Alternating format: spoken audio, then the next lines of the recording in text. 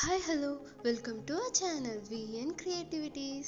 இன்னைக்கு நம்ம சேனல்ல இத பத்தி பார்க்க போறோம்னா ஒரு சூப்பரான சம டேஸ்டான குலாப் ஜாமுன் வீட்ல இருக்க பொருளை வச்சு எப்படி செய்யலாம் அப்படினு தான் பார்க்க போறோம். குலாப் ஜாமுன்னாலே கடமாவுல தான செய்யணும் அப்படி நீங்க நினைக்கிறீங்களா?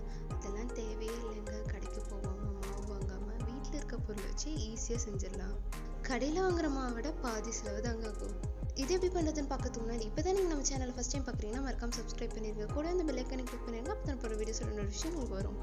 இதுக்கு ஃபஸ்ட்டு ஒரு பவுலில் 1 கப் மைதா ஆட் பண்ணிக்கலாம்.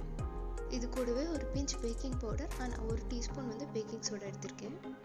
அடுத்ததாக 1 டீஸ்பூன் அளவுக்கு தயிர் ஆட் பண்ணிக்கிறேன். இது கூடவே நான் 2 டீஸ்பூன் அளவுக்கு பட்டர் எடுத்திருக்கேன். நான் வீட்டில் செஞ்ச பட்டர் எடுத்திருக்கேன். உங்கள்கிட்ட என்ன இருக்கோ அதை எடுத்துக்கோங்க. இது பதிலாக நெய் கூட நம்ம யூஸ் பண்ணிக்கலாம். இப்போ இது எல்லாத்தையும் நல்லா மிக்ஸ் பண்ணி விட்டுடலாம். இது எல்லாத்தையும் நல்லா மிக்ஸ் பண்ணதுக்கப்புறமா இதில் கொஞ்சம் கொஞ்சமாக தண்ணி ஊற்றி லைட்டாக பிசைஞ்சுக்கோங்க. ரொம்ப கெட்டியாக பிசைய வேண்டாம், லைட்டாக பிசைஞ்சுக்கோங்க. உங்களுக்கு வேணும்னா கொஞ்சமாக பால் ஊற்றி கூட பிசைஞ்சுக்கோங்க. இந்த மாதிரி சப்பாத்தி மாவு பதத்துக்கு வந்ததுக்கப்புறமா அதை மூடி போட்டு ஒரு 20 to 30 minutes அதை ஊற வச்சிருங்க. இது இப்படியே இருக்கட்டும். அதுக்குள்ளே நம்ம சக்கரை பாகு காய்ச்சிடலாம். நான் இங்கே 1 கப் மைதாவுக்கு 1.5 கப் அளவுக்கு சக்கரை எடுத்திருக்கேன். அதே கப்பில் 1.5 கப் அளவுக்கு தண்ணி எடுத்திருக்கேன். இப்போ இது எல்லாத்தையும் நல்லா மிக்ஸ் பண்ணி கொதிக்க வச்சிடலாம்.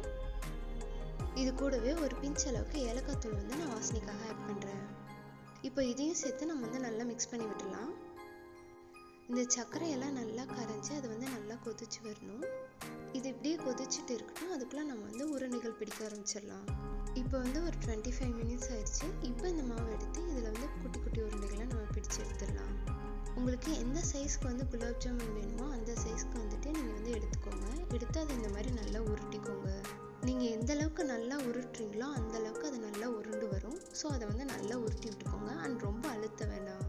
எனக்கு கொஞ்சம் தட்டையாக இருக்கிற மாதிரி இருந்தால் ரொம்ப பிடிக்கும். ஸோ நான் இந்த மாதிரி தட்டையாக பண்ணி அது நடுவில் ஒரு ஓட்டை போட்டுக்கிறேன். அண்ட் அதோட சைஸ்லாம் இந்த மாதிரி தட்டி விட்டு எடுத்து வச்சுக்கிறேன். இந்த மாதிரி எல்லா மாவையும் ஒவ்வொரு உருண்டையாக நம்ம உருட்டி எடுத்து வச்சிடலாம். இந்த மாதிரி உங்களுக்கு எந்த ஷேப் பிடிக்குமோ அந்த ஷேப்பில் நீங்கள் எல்லாத்தையும் உருண்டை பிடிச்சி வச்சுருங்க. இப்போ இந்த குலாப் ஜாமுனுக்கான உருண்டைகள் ரெடி ஆயிடுச்சு. இதை எண்ணெயில் மிதமான சூட்டில் நம்ம பொரிச்சு எடுக்க வேண்டியதான்.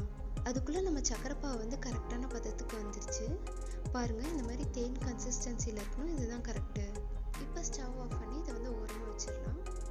அடுத்ததான் எண்ணெயில் எல்லா குலாப் ஜாமுனையும் போட்டு பொரிச்சு எடுத்துடலாம். இதை எண்ணெயில் போடும்போது எண்ணெய் கொஞ்சம் மிதமான சூட்டில் இருந்தாலே போதும். ரொம்ப சூடாக இருந்து போட்டிங்கன்னா அது எல்லாம் கருகிரும். பட் உள்ளே வேகாமல் இருக்கும். மிதமான எண்ணெயில் போட்டிங்கன்னா தான் கரெக்டாக இருக்கும். இதே மாதிரி இதை 2 சைடும் நல்லா திருப்பி போட்டு நல்லா வேக வச்சிடலாம். இப்போ பாருங்கள், நம்ம குலாப் ஜாமுன் 2 சைடும் நல்லா நல்லா முறுமுறுன்னு வந்துடுச்சு. இப்போ அதை எண்ணெயில் எடுத்து வேற ஒரு பாத்திரத்தில் மாற்றிடலாம். இந்த மாதிரி எல்லா குலாப் ஜாமுன்களையும் பொரிச்சு எடுத்ததுக்கப்புறமா அதை எடுத்து சக்கரை பாகில் போட்டுடலாம். குலாப் ஜாமுன் ரொம்ப ஆறி இருக்கக்கூடாது, அதே மாதிரி சக்கரைப்பாவும் ஆறி இருக்கக்கூடாது. இது ரெண்டுமே ஓரளவுக்கு சூடாக இருக்கும் போது இதை போட்டுடணும்.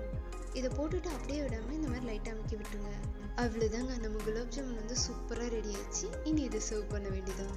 குலாப் ஜாமுனை சர்வ் பண்ணும்போது எப்பயுமே அப்படியே எடுத்து கொடுக்காம அதை அந்த ஜீரா மேலே ஊற்றி அதுக்கு மேலே இந்த மாதிரி நட்ஸ் தூவி கொடுத்து பாருங்கள்.